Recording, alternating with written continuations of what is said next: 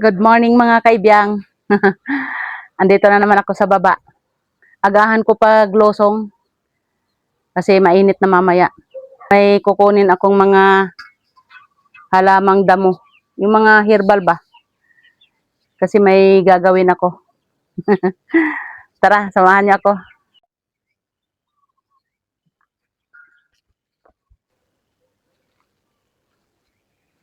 Lulusong ako dito.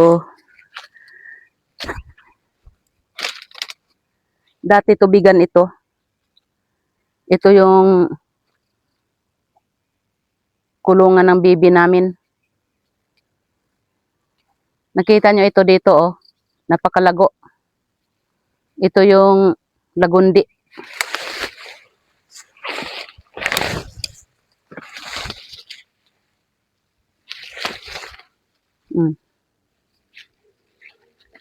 Ito daw, makain daw ito, oh.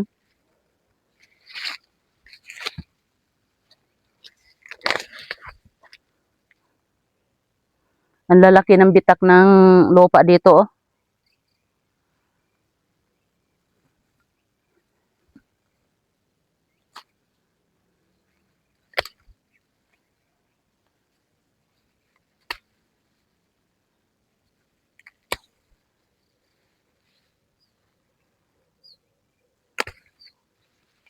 Tama na to.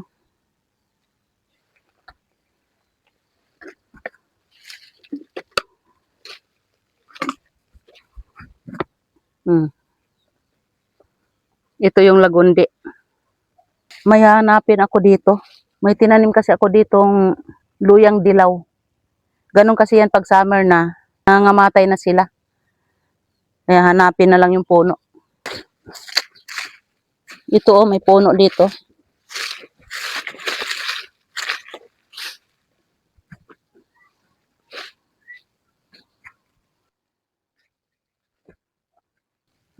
Ito yung puno ng luyan dilaw. Ayan, oh, may mga laman, oh, maliit.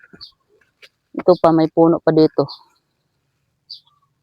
Ito na nga, oh, lumabas na yung laman niya. Ito pa, ay, dami dito, oh. Ayan, oh, ito yung mga dahon nila, nangatuyo na. Ayan pa. Pero naman lang kuhanin natin. Oh, ako pala. Laman lang ang kuhanin ko. Ito, oh, may umusli na dito. Kita nyo?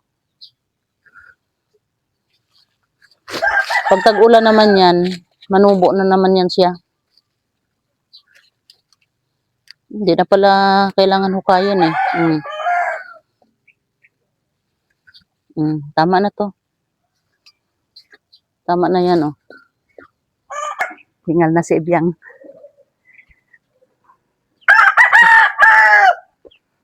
Mayroon pa dito sa likod. Mga herbal plants itong kukuhanin ko. May gagawin kasi ako dito. Mukha na Ibyang. Ay, nako.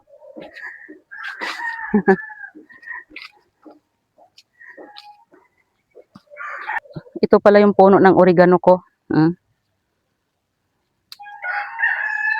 Ayan.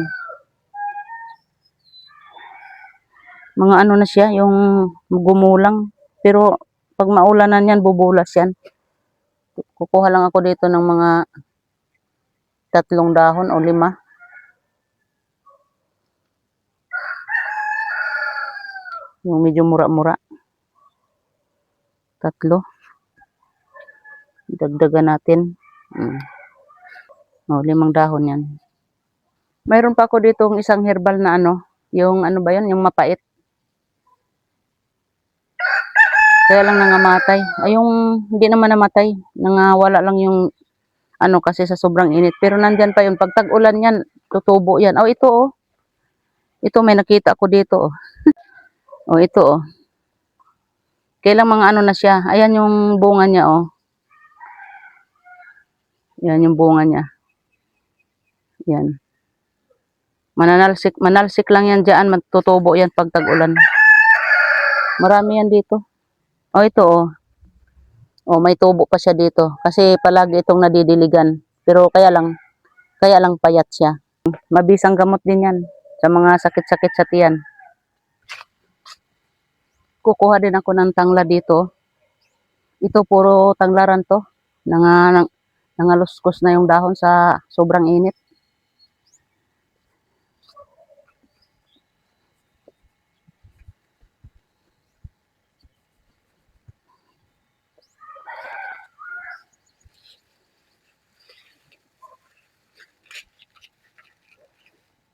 Mga dalawang ano lang, mga dalawang puno lang.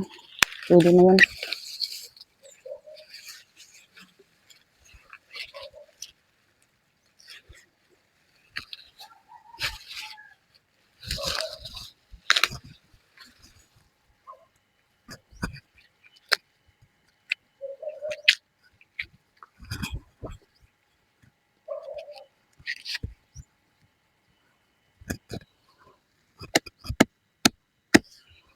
Mainit na dito, oh. Ano pa lang yan?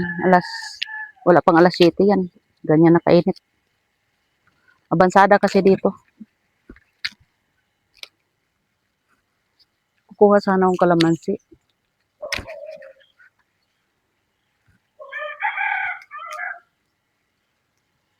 Ayan, oh, mga kalamansi namin nahinog na. Pero nasa taas lang.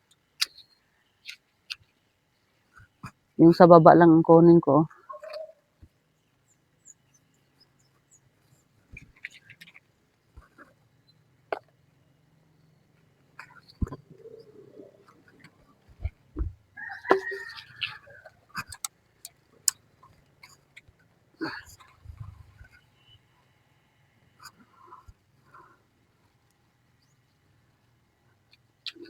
O yan, oh, nakakuha akong kalamansi at saka tanglad.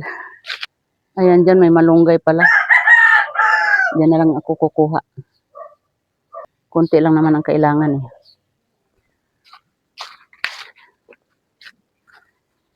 Ang taas pala. Ay, hala. Nabali, oh. Itabi na lang itong katawan. Itanim na lang ito pag umuulan na.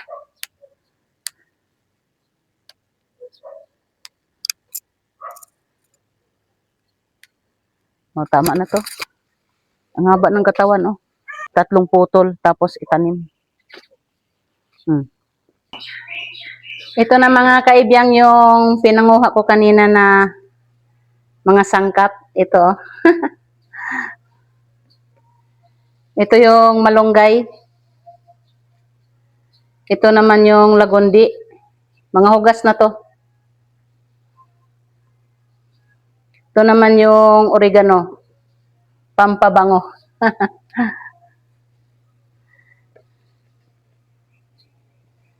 Kalamansi.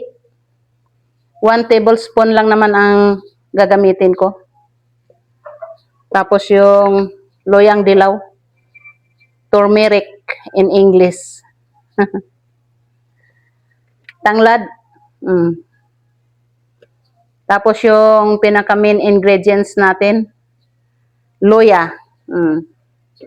Luya at saka asukal. Ito talaga yung pinaka main ingredients. Oh. Ang gagawin ko ngayon ay turmeric ginger tea. Herbal tea. Ang ratio natin dito sa asukal at saka luya, 1:2. Pag kalahating kilo ang luya, 1 kilo naman yung sugar. Pwede gumamit ng segunda, pero ako gusto ko yung white sugar. Kasi para tinong-tino. Oh, yan. Pag-umpisa na tayo. Gagadgarin lang ito. Itong luya, hugas na to. Di ko lang binalatan kasi kagadgarin lang naman. Katas lang naman ang kailangan. Binrasan ko lang.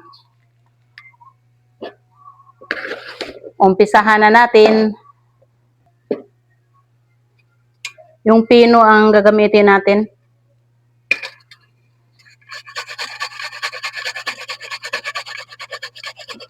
Maganda kasi yung turmeric ginger tea sa yung may mga ubo-ubo, sipon. Bagay nga ito ngayong panahon na 'to. Kaya nga gagawa ako kasi parang may ano ako, eh, yung ubo ko parang may plema. Tsaka uso ngayon ang sipon sa sobrang init, tapos iinom ka ng malamig. Matagal lang talaga gadgarin itong kuan kay may mga bunot-bunot, oh.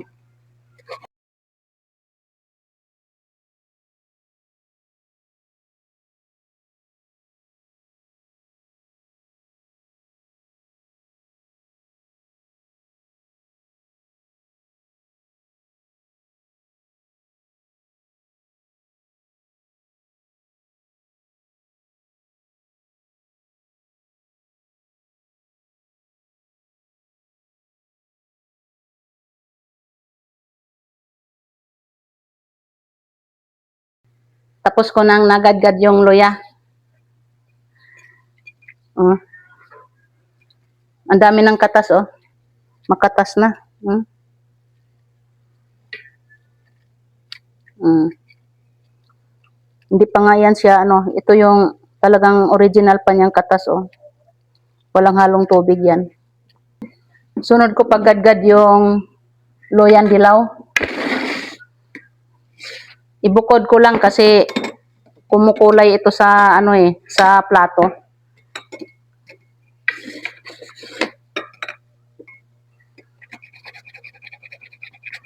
Madali itong gadgarin kasi wala siyang ugat-ugat. Ayan, oh, wala siyang ugat. Di kagaya sa yung luya talagang luyang puti. Maugat, ang ba tawag nun? Ano? Maugat-ugat ba siya? Kabilangkad talaga. Kumukulay pa naman to sa kamay, oh. Ay, nalaglag. Ay, liit kasi ng plato. Huwag nyo lang pansinin yung lamisa ko, talagang akala nyo dumi yan. Hindi yan dumi. Malinis yan, pinunasan ko naman yan. Ayan, oh, nagdilaw-dilaw na yung lamisa. Kasi yung plastic kasi pag nabibilad sa init, nagbabaklas-baklas. Kala mo lang yan dumi. Yung luyan dilaw namin ito, native ito siya, eh. Mayroon kasing luyan dilaw na yung parang hybrid, malalaki. Kung tawagin dito yan sa Manila, ito, luyan dilaw na native. Sa amin sa probinsya, mayroong luyan dilaw sa amin, malalaki. Parang kasing laki ng luyang puti. Pero pareho lang naman sila.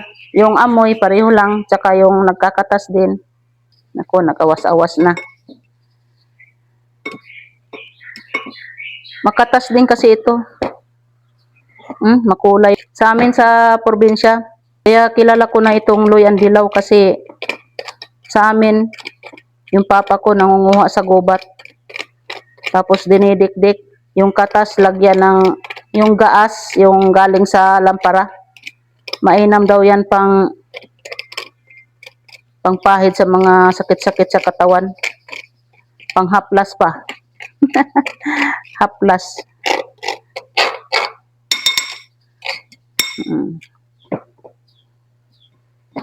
O, set aside muna natin yan. Namulot pa.